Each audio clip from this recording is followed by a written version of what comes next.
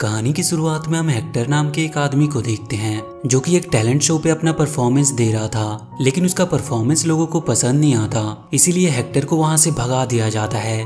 जिसके बाद वो एक पेट शॉप में आता है क्योंकि अब वो अपने लिए एक पेट खरीदना चाहता था।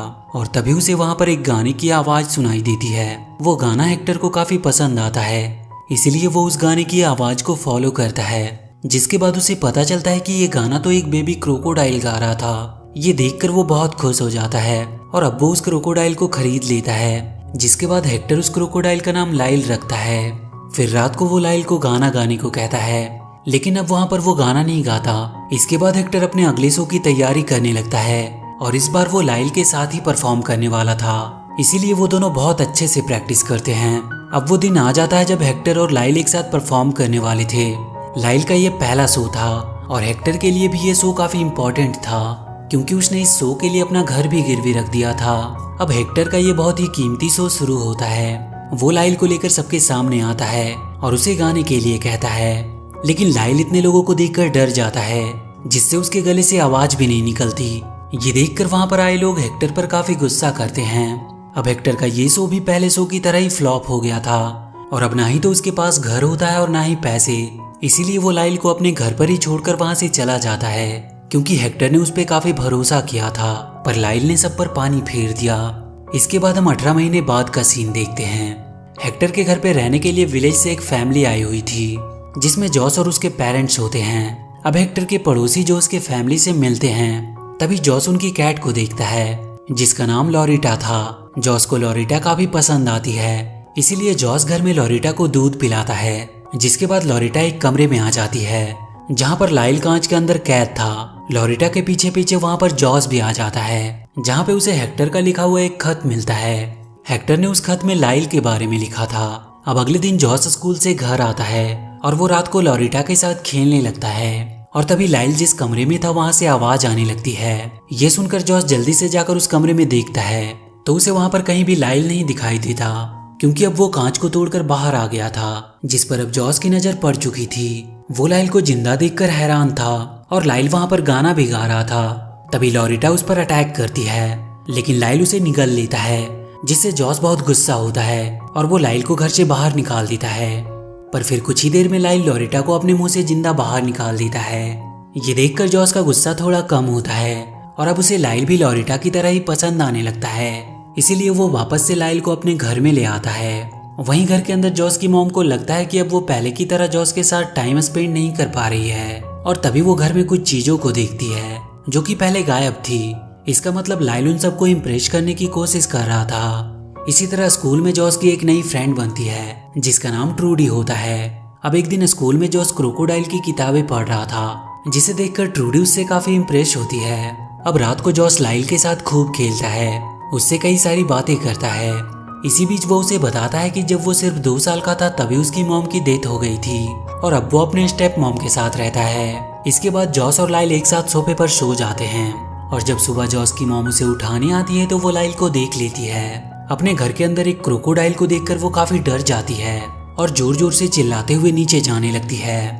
जॉस किसी तरह अपनी मॉम को संभालने की कोशिश करता है, लेकिन उसकी मॉम लाइल को देखकर इतना डर गई थी कि अब उन्हें कुछ और समझ नहीं आ रहा था। लेकिन तभी लाइल एक बहुत ही प्यारा सा गाना गाने लगता है और जैसे ही उसकी मॉम ये गाना सुनती है तो वो शांत हो जाती है। जिसके बाद लाइल उसकी मॉम को और इम्प्रेस करने के लिए उसका मनपसंद गाना गाने लगता है और ये सुनकर तो जॉस की मॉम पूरी तरह से शांत हो जाती है क्योंकि अब उसे पता चल गया था कि लाइल से उन्हें कोई भी खतरा नहीं और इसीलिए वो प्रॉमिस करती है कि लाइल के बारे में वो बाहर किसी को भी नहीं बताएगी।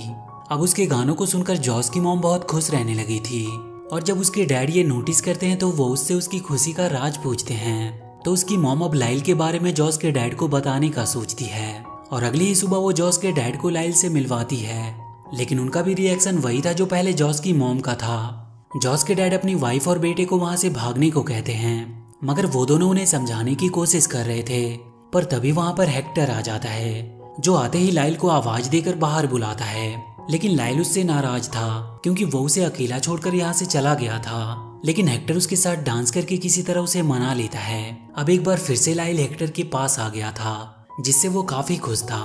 इसके बाद हेक्टर जॉस के डैड को एक डॉक्यूमेंट दिखाता है जिससे वो अपने घर में 15 दिनों के लिए रह सकता था। इस बात से जॉस के डैड को काफी गुस्सा आता है, मगर वो हेक्टर को वहाँ पर रहने से रोक भी नहीं सकता था। अब रात को हम जॉस के डैड को देखते हैं, जो कि काफी परेशान थे क्योंकि वो एक टीचर हैं, लेकिन स्कूल में उनसे कोई भी स्टूडेंट कंट्रोल नहीं होता और इसी बात से वो काफी परेशान रहते थे। लेकिन इस बार लाइल उनके पास आता है और उन्हें रेसलिंग की तैयारी कराता है, जिसकी वजह से अब उसके अंदर काफी कॉन्फिडेंस आता है और इसी वजह से अब वो स्कूल में बच्चों को कंट्रोल कर पा रहा था। और अब इस बात से वो लाइल से काफी खुश था क्योंकि उसने उसकी सबसे बड़ी मुश्किल को सुलझा दिया था। इसीलिए अब जॉस के डैड भी लाइल को काफी पसंद करने लगते हैं।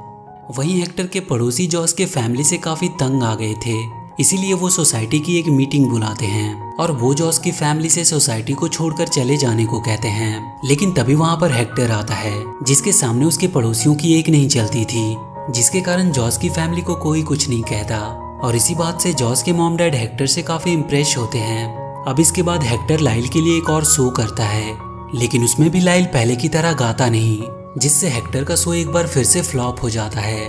पर तभी वहाँ पर एनिमल पकड़ने वाले ऑफिसर आते हैं और वो लाइल को पकड़कर अपने साथ ले जाते हैं। दरअसल उन ऑफिसर्स को किसी ने लाइल के बारे में इन्फॉर्म किया था और इसी वजह से वो ऑफिसर वहाँ पर आए थे। अब लाइल को एक जू में लाया जाता है और उसे वो वहाँ पर कैद कर देते हैं। जॉस अपनी फैमिली को लेकर जू में लाइल से मिलने आता है क्योंकि वो लोग लाइल को काफी मिस कर रहे थे, लेकिन वहाँ पर वो लोग ज्यादा देर तक रुक नहीं सकते थे और इसीलिए उन्हें वहाँ से जाना पड़ता है। उनके जाने से लाइल काफी दुखी था।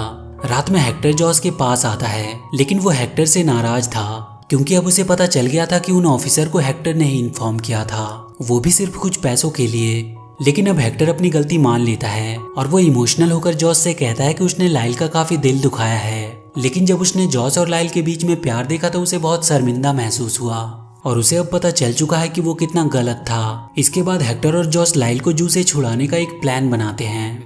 इसके बाद वो दोनों जू पहुंचते हैं, जहां पर हेक्टर वहां के सिपाहियों को मार देता है और वो लाइल को वहां से छुड़ा लेते हैं। लेकिन अब लाइल हेक्टर से बहुत ही ज्यादा नाराज था, इसीलिए जॉस हेक्टर को लाइल से माफी मांगने को कहता है, तो हेक्टर अपनी गलती मानकर उससे माफी मांगता है।